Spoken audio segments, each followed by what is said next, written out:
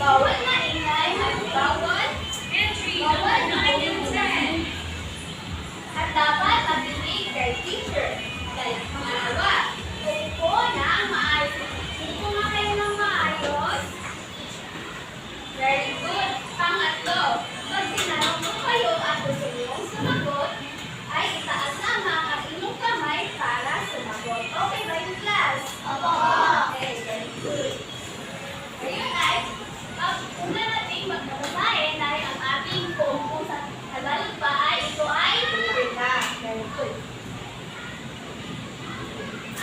Ang title ng ating tula ngayon ay The Savior's Love. Okay. Ano nung title ng ating tula? The Savior's Love. Okay. Ako muna ang babasa ng tula. Okay. Tapos ay kayo na marong ngayon. Ako. Okay. God love is here. I love you. Jesus sacrifice. Great.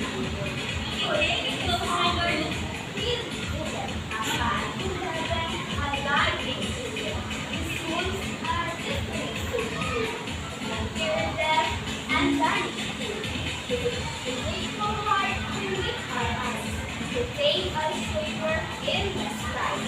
Naku, ano ba kung paano sa country? Number 11. 1, 2, 3, go! Father received a love untold. Jesus sacrificed, great and bold.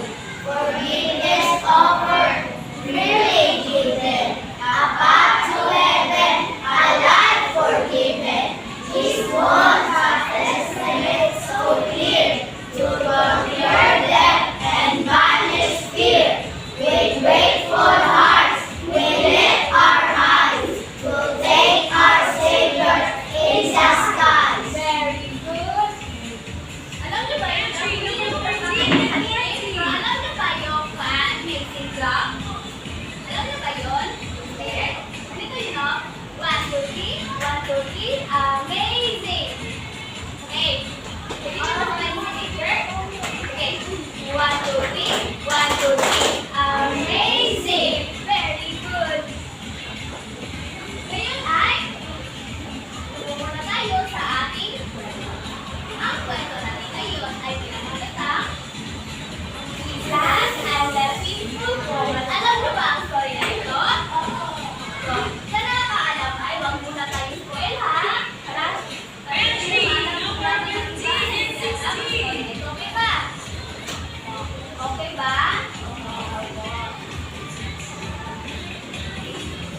While Jesus was on earth, he taught everyone about God's love and healed people from their sins. He did many miracles, like calming the storms and even raised people from the dead. Ano nga daw yung mga miracles na ginawa ni Jesus? Calming the storms and even raised people from the dead.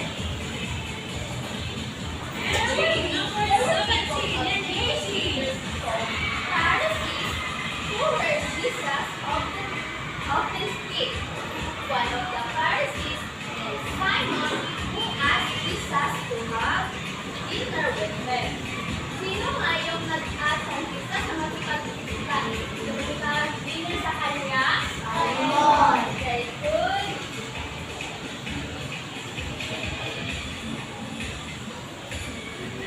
So Jesus went over to his house, and a certain sinful woman heard that he was sitting there, went to the house and brought a jar filled with expensive perfume. Ano na yung dala ng babae na nakisala? Very good. Isa kayo. So, he kneeled at Jesus' feet and cried. He kneeled on his feet and wiped them in their hair.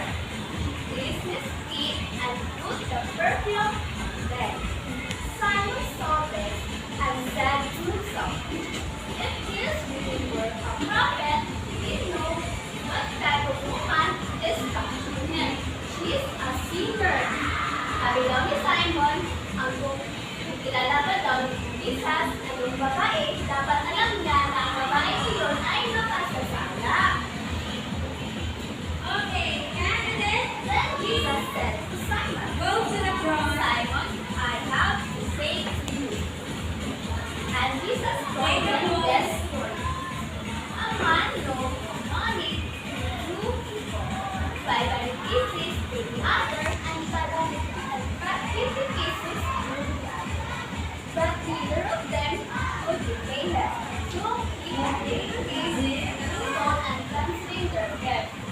Sa story daw ni Jesus, ay isang lalaki daw na nagkautang sa dalawang tao. Ang isa ay kinautan niya ng 500 pieces of silver. Ang isa naman ay 50 pieces of silver. While either of them ay hindi makapagbayad sa kanya. So, pinatawad niya na ang